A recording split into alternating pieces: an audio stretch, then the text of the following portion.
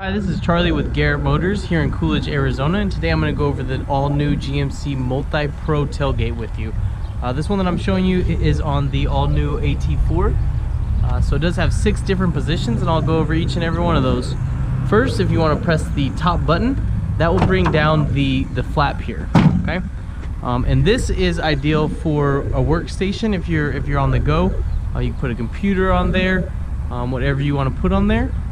And then if you want to, there's a little lever, you can't really see it, but you can grab that and pull that up. So this will act as a load stop.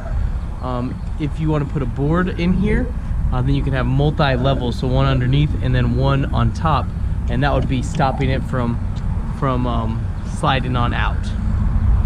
Next, I will put that back up. The next button, so it's hands-free. All you have to do is press the button and it'll come out. This is your average normal tailgate here. Not much to say about that one. Same flap here if you want to open that up, so you have your load stop there. So in case you want to leave the tailgate, need a little bit extra room, that will keep it from sliding out whenever you're driving. And then the final one, you can't see, but if you press the button down there, it can come out, and then this is for to reach better into the cab. So you fold that down, that can give you more access into reaching something that you normally wouldn't be able to reach.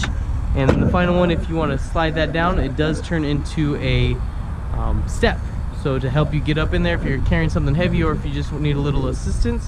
It also does come with a handle to slide that handle out, and voila, you can walk right up into it. And then the last thing that I'm going to show you, I gotta put this handle away.